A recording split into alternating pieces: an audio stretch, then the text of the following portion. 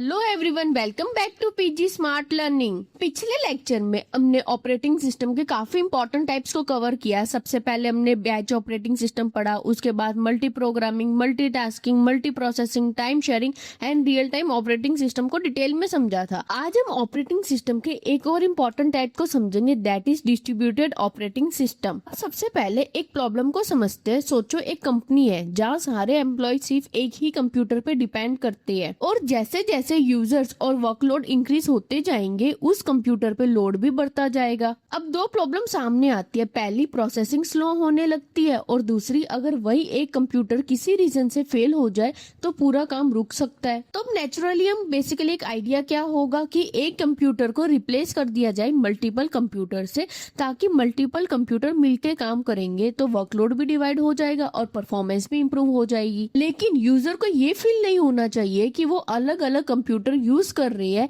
User के लिए पूरा सिस्टम एक ही कंप्यूटर की तरह बिहेव करना चाहिए। इस रिक्वायरमेंट को फुलफिल करने के लिए डिस्ट्रीब्यूटेड ऑपरेटिंग सिस्टम को डेवलप किया गया। अब समझते हैं डिस्ट्रीब्यूटेड ऑपरेटिंग सिस्टम होता क्या है। सिंपल लैंग्वेज में डिस्ट्रीब्यूटेड ऑपरेटिंग सिस्टम का सिंपल सा मतलब ये होता है कि मल्टीपल इंडिपेंडेंस कंप्यूटर्स को आपस में कनेक्ट करना थ्रू दी नेटवर्क और उनको इस तरह मैनेज करना कि यूजर को ये फील हो कि वो एक ही सिस्टम है जिसपे वो काम कर रहे हैं। अब एक चीज समझो, यहाँ पे हर कंप्यूटर के पास अपना प्रोसेसर होता है और अपनी मेमोरी होती है, लेकिन ऑपरेटिंग सिस्टम इन सबके रिसोर्स को कोऑर्डिनेट करता है और जरूरत के हिसाब से वर्कलोड को डिस्ट्रीब्यूट करता है। तो इसका मेन ऑब्जेक्टिव क्या हुआ? Resource sharing, faster processing, better reliability and scalability. I hope आपको मीनिंग क्लियर होगा। अब समझते हैं characteristics of distributed operating system. तो सबसे पहले कैरेक्टरिस्टिक्स क्या? इसके अंदर मल्टीपल कंप्यूटर्स को हम नेटवर्क के थ्रू कनेक्ट करते हैं। सेकेंड कैरेक्टरिस्टिक्स, हर कंप्यूटर के पास अपना प्रोसेसर और अपनी मेमोरी होती है। थर्ड इंपॉर्टेंट कैरेक्टरिस्टिक्स आता है, ये कंप्यूटर रिसोर्सेज को एक दूसरे के साथ शेयर करते हैं। नेक्स्ट कैरेक्टरिस्टिक्स आता है, ऑपरेटिंग सिस्टम वर्कलोड को डिफरेंट मशीन पे डिस्ट्रीब्यूट करती है जिससे लोड बैलेंसिंग अचीव हो जाती है।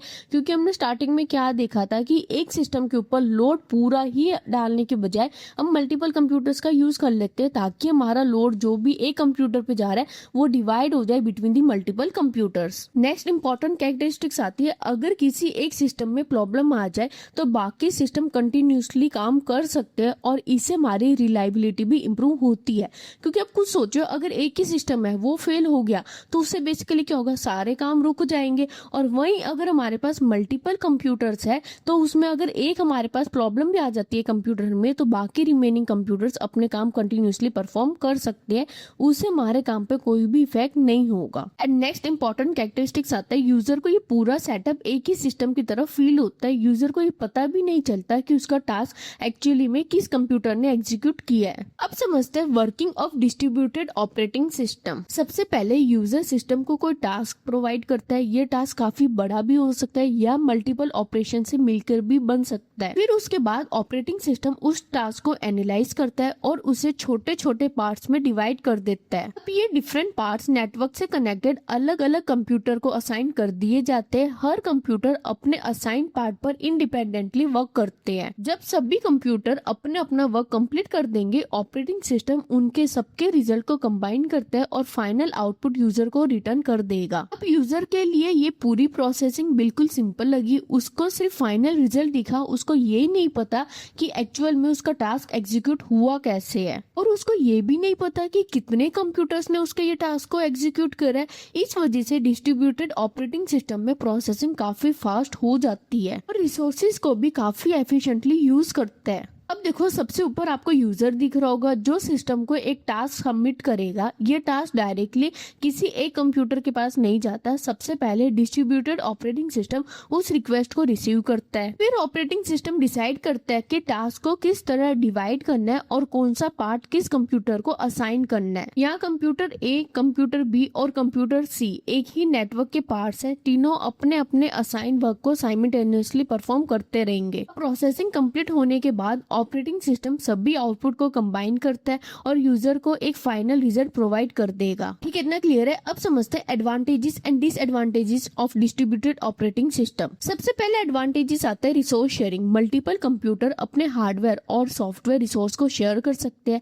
सेकंड इंपॉर्टेंट एडवांटेजेस आता है फास्ट प्रोसेसिंग, क्योंकि वर्कलोड डिवाइड हो जाता है इसलिए टास्क कंपैरेटिवली हमारा जल्दी कंप्लीट हो जाएगा। नेक्स्ट इंपॉर्टेंट एडवांटेजेस आते हैं रिलायबिलिटी भी इंप्रूव हो जाती है। अगर किसी एक कंप्यूटर में प्रॉब्लम आ जाए तो कई सिचुएशन में बाकी सिस्टम वर्क कंटिन्यूसली परफॉर्म कर सकती है। नेक्स्ट इंपॉर्टेंट एडवांटेजेस आता है लोड बैलेंसिंग। लोड बैलेंसिंग की वजह से एक कंप्यूटर पे ही अननेसेसरी सारा लोड असाइन नहीं किया जाता है।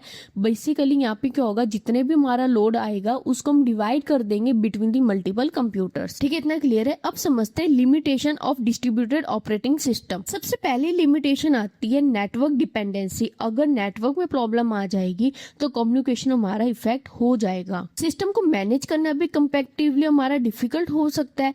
सिक्योरिटी मेंटेन करना भी चैलेंजिंग हो सकता है क्योंकि डेटा नेटवर्क के थ्रू ट्रेवल कर रहा है और कंप्यूटर के बीच कम्युनिकेशन में थोड़ा एडिशनल ओवरहेड भी क्रिएट हो सकता है। तो दोस्तों ये था आज का लेक्चर। आज के लेक्चर में हमने डिटेल में समझा what is distributed operating system. Don't forget to like, share and subscribe to PG smart learning. मिलते हैं नेक्स्ट वीडियो में। बाय।